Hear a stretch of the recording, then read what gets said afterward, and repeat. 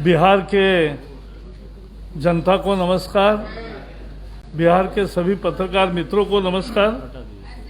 आज ये अच्छी शुरुआत है कि संकल्प पत्र में जो संकल्प किए हैं उस संकल्प के प्रति हम कितने गंभीर हैं ये बताने के लिए 11 संकल्प 11 दिन एक्सप्लेन किया जाएगा। तो उसके लिए 11 प्रेस का आयोजन किया है। मैं बधाई देना चाहता हूं। मोदी जी का और भारतीय जनता पार्टी का एक ही मंत्र है, सबका विकास। विकास केंद्रित राजनीति। देश में जातिगत राजनीति हो गई, संप्रदाय की राजनीति हो गई, बहुत तरह के संकीर्ण आधारों पर राजनीति हो गई। पहली दफा विकास के आधार पर अगर राजनीति किसी ने की है वो मोदी जी के नेतृत्व में भारतीय जनता पार्टी ने की है। ये मैं बहुत गर्व से कहना चाहता हूं और उसका परिणाम देखने को मिल रहा है।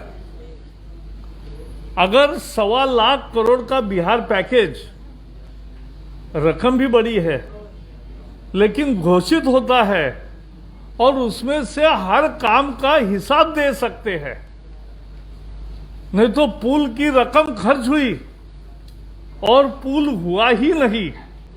इस अनुभव से बिहार गुजरा है और अब काम भी हुआ है, खर्चा हुआ है, हिसाब दे रहे और पब्लिकली आकर दे रहे।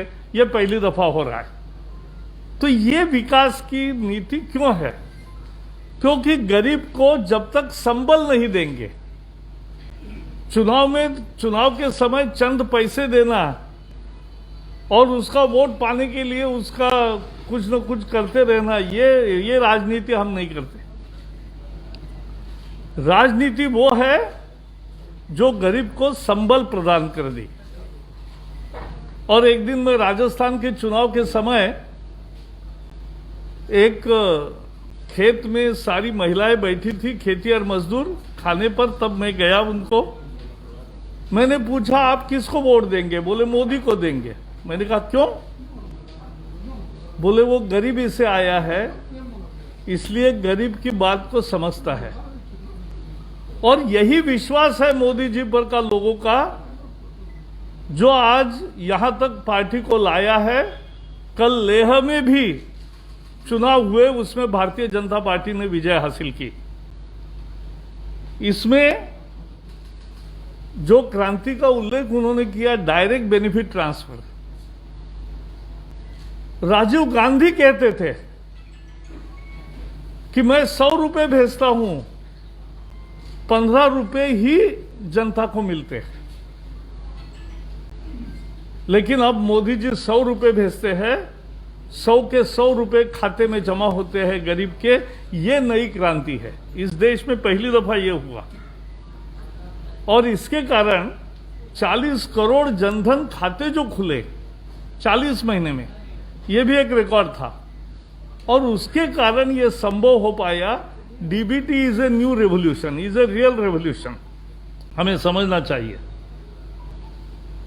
गरीब को एम्पावर करना, उसको मकान मिले, उसको टॉयलेट मिले, उसको बिजली मिले, उसको गैस मिले, उसको हेल्थ इंश्योरेंस मिले, आयुष्मान भारत का लाभ मिले। इस राज्यों को मदद बढ़ाई है। वो इसलिए बढ़ाई है कि राज्य अपने विकास के काम कर सके। उसका कारण भी विकास ही है। अब समझिए पैकेज में क्या क्या हुआ। 50,000 करोड़ रुपए रोड पर खर्च हुए। छपरा मुजफ्फरपुर हो, भागलपुर बाईपास हो, 21,000 किलोमीटर की ग्राम सड़क हो, मुंगेर का 18 किलोमीटर का पुल हो। तो ये एक ऐसे ऐतिहासिक काम हुए कि वो बहुत ही महत्वपूर्ण है। 130 प्रोजेक्ट्स जो इसमें लिए गए वो पूरे भी हुए या एडवांस स्टेज में है, बता दिया। टैक्स डिवोल्यूशन मैं फिर से बताना चाहता हूं, 2014 में 1,36,000 करोड़ था, आज 2,83,000 करोड़ हो गया है। From 1,36,000 crore rupees to 2,83,000 crore rupees. It's a huge increase. इसमें बहुत ज्यादा बढ़त है। जो खुर्दा ठेले वाले हैं, रेवड़ी पटरी वाले हैं, उनको 10,000 देने का काम भी 52,000 रेवड़ी पटरी वालों को मिला इधर पैसा। 4 करोड़ लोगों के जनधन खाते खुले, 80 लाख महिलाओं को कोरोना के काल में एलपीजी सिलेंडर्स मिले, 80 लाख महिलाओं को।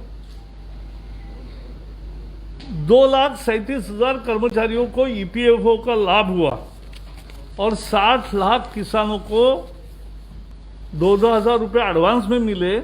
लेकिन कुल मिला के 12 करोड़ किसानों को 91,000 करोड़ रुपीज, 91,000 करोड़ रुपए मिले। और ये 10 साल मिलने वाले हैं 2,000 रुपए, हर 4 महीने में 2,000 रुपए, साल के 6,000 रुपए, 10 साल मिलेंगे हर एक को 60,000 रुपए। यानी अब तुलना करिए, यूपीए ने 2009 में कर्जा माफी की थी, घोषणा थी 70,000 करोड़ की, हुए 52,000 करोड़ रुपए खर्च। 52,000 करोड़ रुपए एक जगह और 7 लाख करोड़ रुपए 10 साल के एक जगह, ये फर्क है। और इसलिए सबको संबल देकर विकास करना, यही हमारा मुद्दा है। मैं लंबे प्रेस कॉन्फ्रेंस में विश्वास नहीं करता। मैं मानता हूं कि बिहार में 3/4 बहुमत लेकर हम चुनकर आएंगे, क्योंकि हमारे साथ देश के नेता नरेंद्र मोदी है, प्रदेश के मुख्यमंत्री नीतीश कुमार है, वीआईपी हम भारतीय जनता पार्टी और जदयू, ये चारों दल है, सब मिलके एक जबरदस्त ताकत है। विश्वास जनता का है और इसलिए 3/4 बहुमत से भारतीय जनता पार्टी यानी एनडीए जीतेगा, ये मैं आपको विश्वास से कह सकता हूं। और फिर से नीतीश जी चौथी बार मुख्यमंत्री बनेंगे और इसमें कोई किसी को आशंका नहीं होनी चाहिए। हो गए ओडिशा में नवीन पटनायक, लोग प्रामाणिकता ढूंढते हैं और इसीलिए मोदी जी को 1 महीने ऐसे ही सामान्य आदमी को पूछा, भाई साहब मोदी को वोट क्यों दे गए? बोले साहब ना घर ना दार ना परिवार, 24 घंटे काम करता है, ऐसा आदमी चाहिए। तो ये जनता की भावना है और इसीलिए एक विश्वास के साथ हम इस चुनाव में है। कल के पहले चरण से ही आपको समझेगा कि कैसा माहौल है और उससे साफ होगा कि भारतीय जनता पार्टी, जेडीयू और ये हम और वीआईपी पार्टी, इनका एनडीए गठबंधन 3/4 बहुमत से जीतेगा, ये निश्चित है। बाकी लोग चुनाव के दिन है तो कहेंगे, कहने दो, लेकिन वोट एनडीए को मिलेंगे, ये सच्चाई है।